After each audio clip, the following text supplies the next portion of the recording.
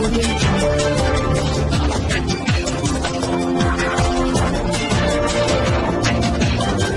RP Bharat, केवल खबरें और कुछ। नमस्कार, मैं हूँ अंजलि। आरपी भारत में आपका स्वागत करती हूँ। तो चलिए चलते हैं आज की किसी मुख्य खबर की ओर। महिला विकास मंच ने किया मांग, न्यायालय द्वारा रेप साबित होने पर दोषी को मिले फांसी। निर्भया समृद्धि ट्रस्ट की अध्यक्ष सह सुप्रीम कोर्ट में निर्भया का केस जीतने वाली वकील सीमा समृद्धि ने कहा कि जब तक समाज में 39% आबादी को समान रूप से आजादी नहीं मिलेगी, तब तक उनकी सुरक्षा संभव नहीं है। निर्भया की लड़ाई आसान नहीं थी, इसके लिए हमने हर स्तर पर लड़ाई लड़ी, तब जाकर निर्भया के दोषियों को फांसी दिलाने में कामयाब हुई। ये मेरे लिए बड़ी उपलब्धि रही। सीमा समृद्धि ने उक्त बातें आज पटना में कासा पिकुला रेस्टोरेंट में आयोजित संवाददाता सम्मेलन के दौरान कही। इस दौरान उन्होंने निर्भया केस की बारीकियों पर विस्तार से चर्चा की और मामले में प्रशासनिक उदासीनता को उजागर किया।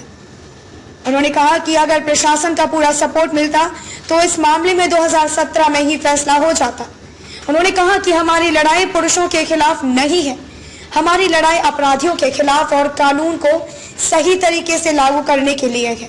अभी मैं पटना में 4 ऐसे केसेस से मिली हूँ जिसके लिए महिला विकास मंच काम कर रही है, लेकिन कानूनी दांव पेच की वजह से उन मामलों में बात आगे नहीं बढ़ी है।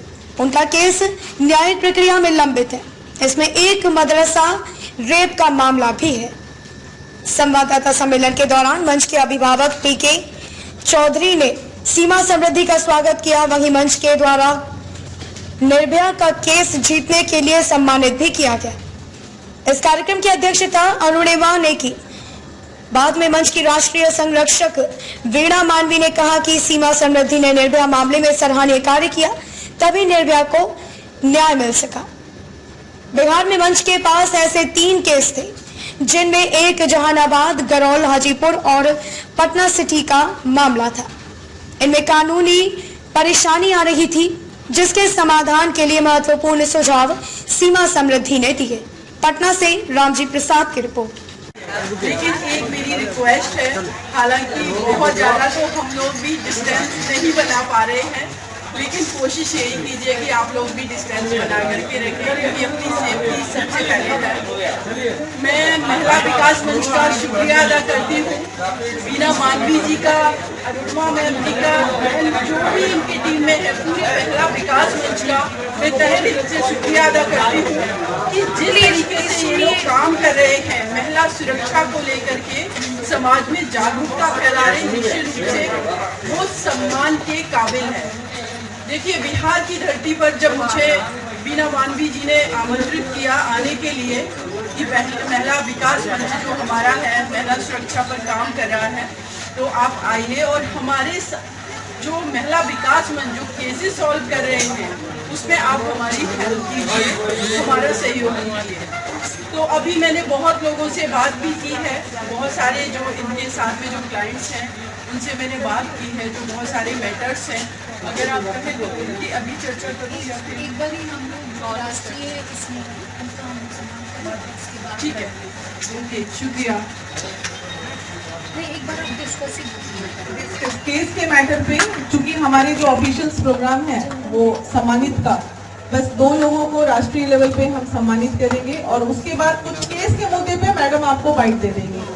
तो मैं झारखंड से हमारी निशी जी को मैम चाहूंगी कि राष्ट्रीय लेवल पे निशी जी आ रही हैं, उन्हें आप थोड़ा सम्मानित कर दीजिए ताकि मनोबल झारखंड बिहार की तरह झारखंड काम करे। इस उम्मीद के साथ बिहार की तरह झारखंड भी काम करे, इस उम्मीद के साथ निशी जी को हम सम्मानित कर रहे हैं। और महिला सुरक्षा में प्रभात कुमार चौधरी जी, जो कि महिला सुरक्षा में हमेशा आगे रहते हैं, उन्हें सम्मानित कर रहे हैं। आज महिला को बता रही हूँ कि मुझे निश्चित रूप से बहुत ज़्यादा स्ट्रगल करना पड़ा, तब मैं निर्भया को जस्टिस दिला पाई। उनके पेरेंट्स को आपने देखा, लगातार वो अपनी बेटी के लिए संघर्ष करते रहे, जबकि वो लोग बीमार भी रहे। मेरा जो संघर्ष था मैं कहूँगी कि सैल्यूट करूँगी मैं छाया शर्मा जो डीसीपी स्टार्टिंग में इस केस को हैंडल किया उन्होंने बहुत अच्छे से इन्वेस्टिगेशन किया था, सारे एविडेंसेस कलेक्ट किए थे, उनकी प्रॉपर अरेस्टिंग हुई थी, सारे फॉरेंसिक जो एविडेंसेस थे वो कलेक्ट किए थे। इसलिए मेरे लिए केस थोड़ा सा आसान हो गया। अदरवाइज बहुत ही मुश्किल था कि हम निर्भया को जस्टिस दिला पाए। जो डिफेंस लॉयर थे उन्होंने पूरी कोशिश की, आप सभी ने देखा कि इनको फांसी ना हो।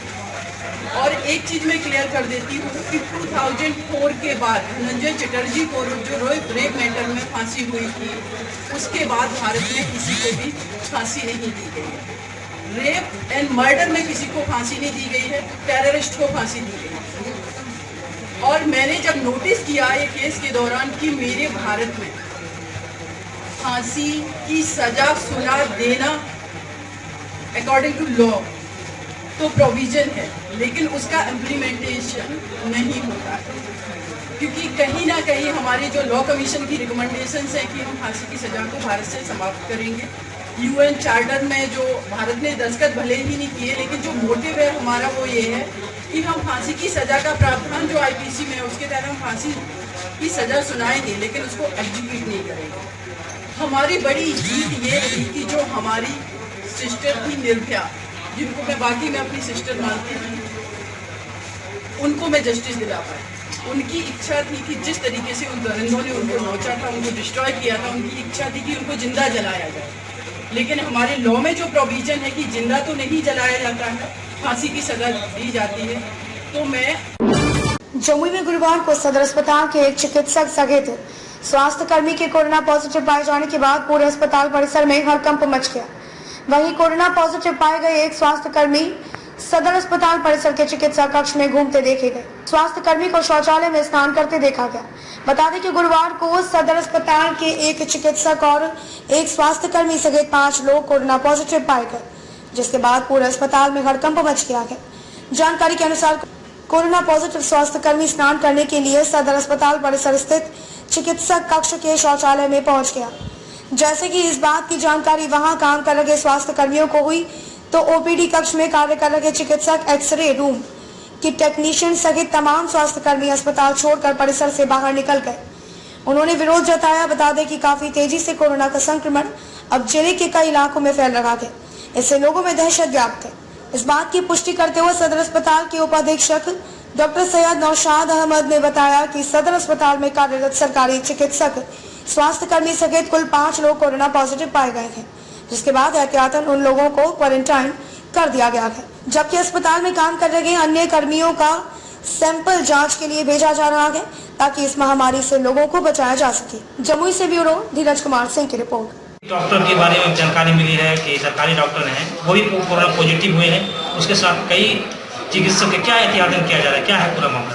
हमारे हॉस्पिटल में स्वास्थ्य कर्मी और चिकित्सक भी जो है ना इसके चपेटे में आ गए हैं, और इसके लिए जो है ना हम लोग फिर निरस पैमाने पर जो है जांच करवाएंगे, है ना, और लोगों को राय देंगे कि मास्क पहन के, है ना, मास्क लगा के ही ये जो है काम करेंगे, मास्क और ग्लव्स लगा के, और सुरक्षित दूरी पर जो है ना। अक्सर स्वास्थ्य कर्मी भी इसके चपेट में आ रहे हैं, तो क्या एहतियात बरतना चाहिए लोगों को? स्वास्थ्य कर्मी जो आ रहे हैं तो उनको दूरी बना के रखना पड़ेगा, देखने में एहतियात बरतना पड़ेगा। सबसे पहले आपका जान है, क्योंकि आप सुरक्षित रहिएगा तब तो दूसरे का इलाज कीजिएगा। जब आप ही सुरक्षित नहीं रहिएगा दूसरे का इलाज कैसे करिएगा? इसलिए आप पूरा प्रिकॉशन लेके ही इलाज करें।